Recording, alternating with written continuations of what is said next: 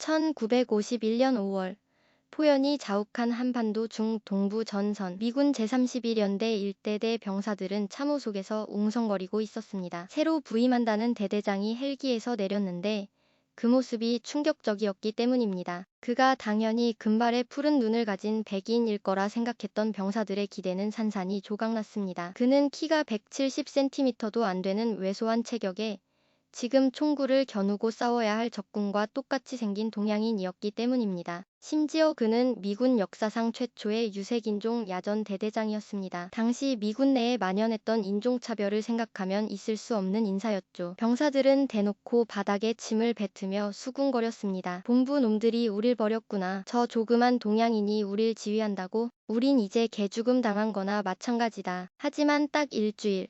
그들의 불신이 존경으로 바뀌는 데는 딱 일주일이면 충분했습니다. 병사들은 이 동양인 대대장을 즉 신이라 부르며 따르기 시작했습니다. 알고 보니 그는 이미 제2차 세계대전 당시 이탈리아와 프랑스 전선을 휩쓴 전설의 전쟁 영웅이었고 6.25 전쟁에선 지금의 휴전선을 북쪽으로 60km나 밀어 올린 장본인이었습니다. 한국, 미국, 프랑스, 이탈리아 무려 4개국에서 최고 무공훈장을 받은 유일한 군인. 오늘 이야기의 주인공. 불멸의 군인 김영옥 대령입니다. 반갑습니다. 전쟁 속 영웅들입니다. 여러분, 지도를 한번 펼쳐보십시오. 그리고 강원도 속초, 양양, 고성을 찾아보시기 바랍니다. 만약 이분이 없었다면 지금 우리가 여름휴가 때 즐겨 찾는 이 아름다운 동해 안땅들은 대한민국 영토가 아니었을지도 모릅니다. 38선 이북에 있던 이 땅들이 지금 우리 땅이 된 건 누군가가 목숨을 걸고 피를 흘리며 밀고 올라갔기 때문입니다. 바로 그 선봉에 김영옥 대령이 있었습니다. 김영옥 대령. 사실 군대를 다녀오신 대한민국 남성분들이라면 정신교육 시간에 한 번쯤 이분의 이름을 스치듯 들어보셨을 겁니다. 하지만 그가 단순히 싸움을 잘했다, 용감했다 정도로만 기억되기엔 그의 인생은 한편의 대하드라마보다 더 극적입니다. 그는 제2차 세계대전 당시 미군 내에서 소모품 취급을 받던 일본계 부대를 이끌고 유럽의 나치 군단을 박살냈습니다. 그리고 전쟁이 끝난 후 편안하고 부유한 삶이 보장되었음에도 6.25 전쟁이 터지자마자 내 아버지의 나라가 침략당했다 며 스스로 지옥 같은 전장으로 복귀했죠. 자, 그 전설의 시작을 보기 위해 시계를 1943년으로 돌려보겠습니다. 장소는 미국 미시시피주 쉘비 훈련소. 이때 김영옥 소위가 처음 부임했을 때 상황. 이거 정말 골 때리는 상황이었습니다. 상상해 보십시오. 김영옥 소위는 독립운동가의 아들입니다. 집안 전체가 일본을 철천지원수로 여기는 뼛속까지 한국인이죠. 그런데 그가 지휘해야 할 소대원들이 누구냐? 진주만 공습 이후 강제 수용소에서 징집된 일본계 미국인들이었습니다. 당시는 일제강점기였잖아요. 지휘관은 한국인, 부하들은 일본인. 이거 뭐 고양이 한테 생선을 맡긴 것도 아니고 서로 으르렁거릴 수밖에 없는 최악의 조합이었습니다. 실제로 부대 분위기는 살벌했습니다. 일본계 병사들은 뒤에서 수군거렸습니다. 야, 우리가 왜 하필 조센징 장교한테 명령을 받아야 되냐? 재수옴 붙었다. 심지어 대대장조차 김영옥을 따로 불러서 심각하게 물었습니다. 자네 입장 난처한 거 안다. 한국인과 일본인이 어떻게 한 배를 타겠나? 원하면 다른 부대로 보내주겠다. 보통 사람 같으면 네, 감사합니다 하고 도망갔겠죠. 하지만 김영옥은 단칼에 거절합니다. 그리고 연병장의 소대원들을 싹 다 집합시키고는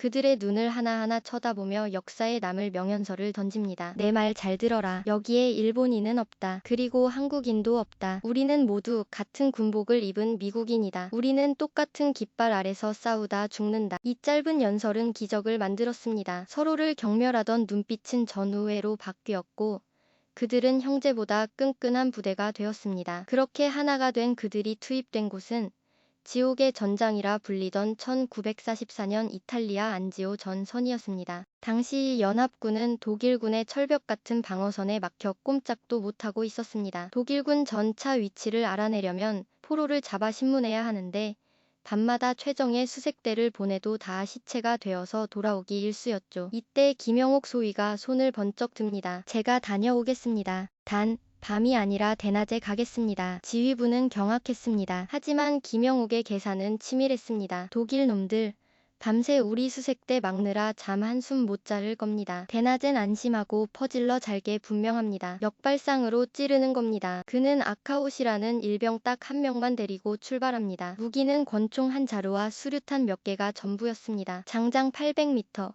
그 드넓은 밀밭을 땡볕 아래서 맨몸으로 기어가기 시작했습니다. 생각해 보십시오. 뜨거운 태양 아래 흙먼지와 벌레들이 얼굴을 덮쳐도 재채기 한번 할 수 없는 상황입니다. 나뭇가지 하나만 밟아도 바로 기관총 세례가 쏟아지는 상황에서 그는 무려 4시간 동안 포복을 했습니다. 무릎 가죽이 다 까지고 팔꿈치에서 피가 철철 흘러 군복을 적셨지만 그는 멈추지 않았습니다. 마침내 독일군 참호 바로 뒤통수까지 접근해보니 김영옥의 예상대로 독일군 두 놈이 아주 곤히 자고 있었습니다. 그는 영화처럼 그들을 덮쳐 생포했고 독일군 본대가 눈치채기 전에 다시 4시간을 기어서 귀환합니다. 이때 잡아온 포로를 신문한 결과는 대박이었습니다. 독일군의 전차 위치와 방어선 정보가 싹 다 털렸고 덕분에 꽉 막혔던 로마로 가는 길이 뻥 뚫리게 됩니다. 이 작전 하나로 김영옥 소위는 이탈리아 최고 무공훈장을 받으며 전설의 시작을 알립니다. 하지만 진짜 백이 전설은 따로 있습니다. 바로 피사의 사탑 이야기인데요. 모르시는 분들이 많더라고요. 연합군이 피사 시내로 진입하려면 아르노강을 건너야 했는데 다리는 이미 폭격으로 끊어졌고 건너편 건물에는 독일군 저격수들이 우글거린다는 첩보가 있었습니다. 미군 사령부는 난리가 났습니다. 야, 안 되겠다. 그냥 대규모 포격으로 건너편을 쑥대밭으로 만들고 진입하자. 근데 문제가 뭡니까? 거기에 인류의 문화유산인 피사의 사탑이 있잖아요. 포격을 때리면 사탑이고 뭐고 다 박살날 상황이었습니다. 이때 김영옥이 또 나섭니다. 저격수가 진짜 있는지 제가 직접 눈으로 확인하겠습니다. 포격 대기하십시오. 그는 마지막 남은 부서진 다리의 좁은 철골 위를 올라갑니다. 발을 헛디디면 강물로 추락하고 고개를 들면 저격당하는 절체절명의 상황. 그는 마치 서커스를 하듯 그 좁은 철골 위를 걸어서 건너기 시작했습니다. 총알이 어디서 날아올지 모르는 상황에서 그는 태연하게 걸어가며 망원경으로 적진을 샅샅이 살폈습니다. 결과는 어땠을까요? 김영옥의 배짱이 맞았습니다. 독일군은 이미 포위를 겁내 도망치고 없었습니다. 그의 목숨을 건 정찰 덕분에 미군은 포격 계획을 취소했고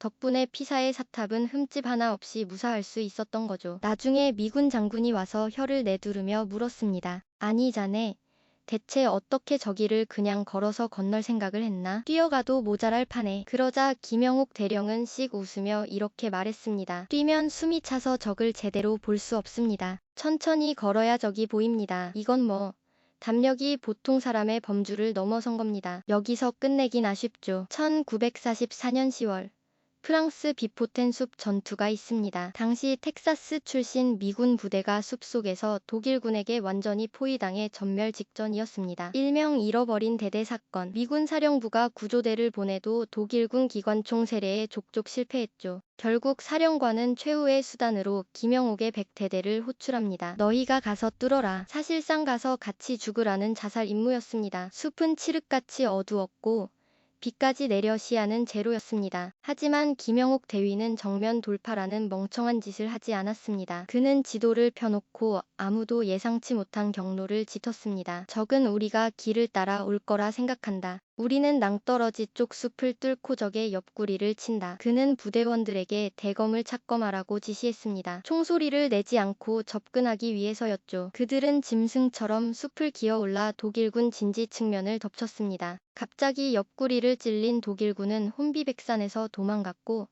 며칠 동안 고립돼 죽어가던 텍사스 대대는 기적적으로 구조됩니다. 전투 중 김영옥 대위는 다리에 총상을 입고 피를 흘리면서도 끝까지 무전을 놓지 않고 지휘했습니다. 구조된 백인 병사들이 울며 고마워할 때 그는 담담히 말했죠. 울지 마라. 우린 같은 미군이다. 그걸로 충분하다. 전쟁이 끝나고 전역한 김영옥은 LA로 돌아와 세탁소를 운영하며 큰 돈을 벌고 있었습니다. 전쟁 영웅 대접을 받으며 아주 평화롭고 부유한 삶을 즐기고 있었죠. 그런데 1950년 6월 25일 한반도에서 전쟁이 터졌다는 뉴스가 들려옵니다. 그는 그 뉴스를 듣자마자 그 자리에서 세탁소 문을 닫고 다시 군복을 꺼내 입습니다. 주변 친구들은 다 미쳤다고 말렸습니다. 야, 네가 한국말을 잘하냐?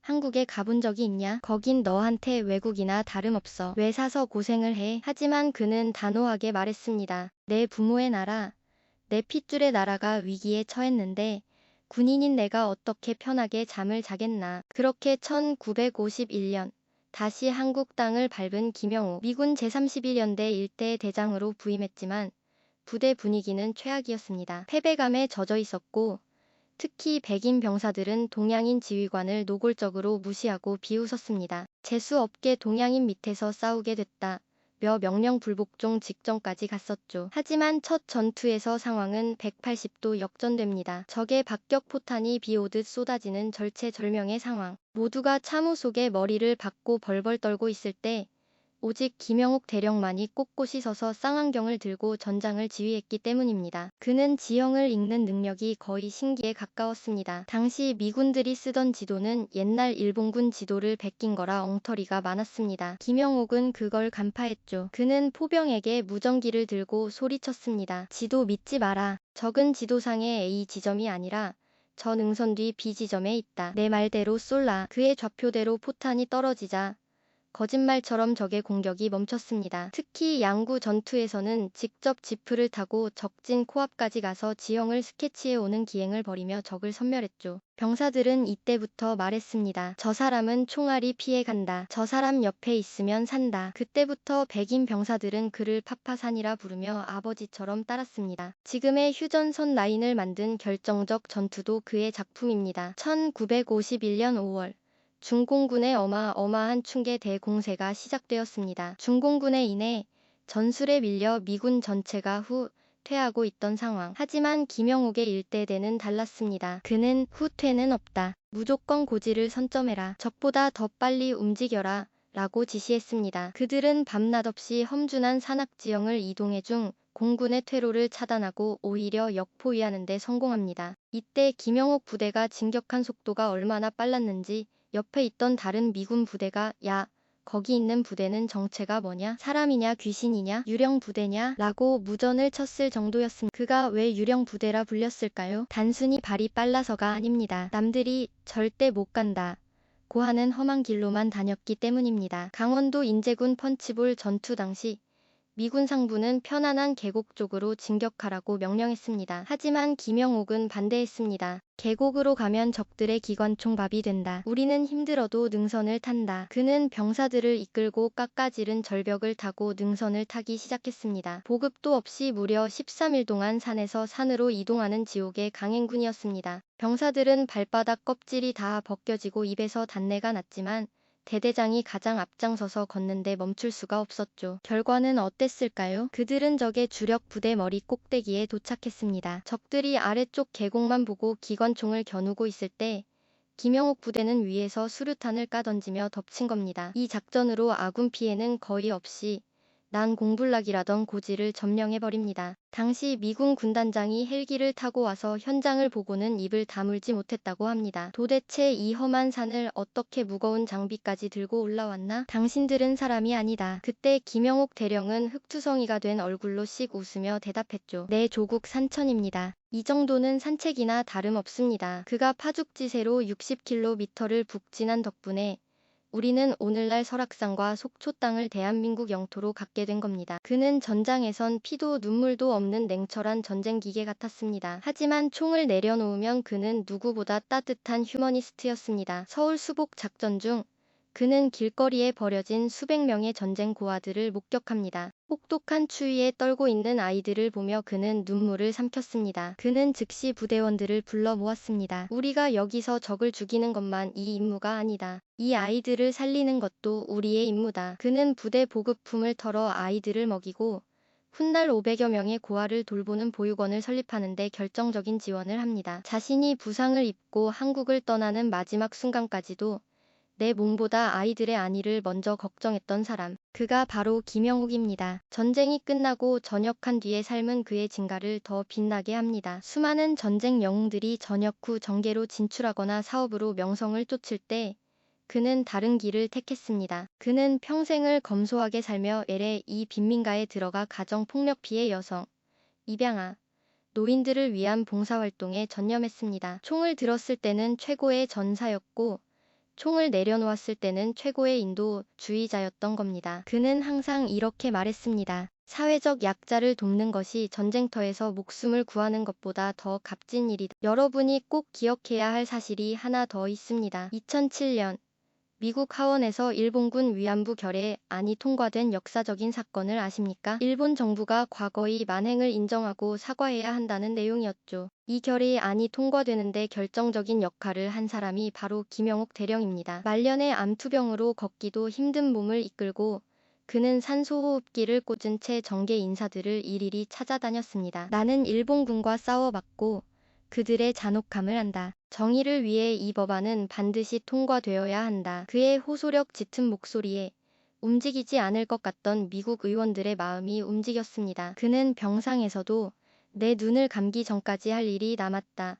며 마지막 순간까지 대한민국의 명예를 위해 싸웠습니다. 2005년 김영옥 대령은 조용히 세상을 떠났습니다. 그가 떠나기 전 남긴 유언은 너무나도 간단하고 명료했습니다. 나는 100% 한국인이고 100% 미국인이다. 미국 정부는 그를 최고의 전쟁 영웅 중 한 명으로 선정했고 대한민국 정부 역시 태극무공훈장을 추서했습니다. 하지만 그 어떤 화려한 훈장보다 빛나는 건 그가 평생을 통해 보여준 군인으로서의 명예와 인간으로서의 품격일 것입니다. 남의 나라 전쟁이 아닌 내 조국의 전쟁이라며 달려왔던 김영옥 대령. 오늘 밤 우리가 편안하게 이불 덮고 잠들 수 있는 건 70여 년 전 지도 한 장 들고 전장을 누볐던 그와 같은 영웅들이 있었기 때문 아닐까요? 오늘 영상이 가슴 뜨거우셨다면 구독과 좋아요 부탁드립니다. 다음 시간에도 역사 속에 묻혀있던 진짜 영웅들의 이야기로 찾아오겠습니다. 지금까지 전쟁 속 영웅들이었습니다. 축상!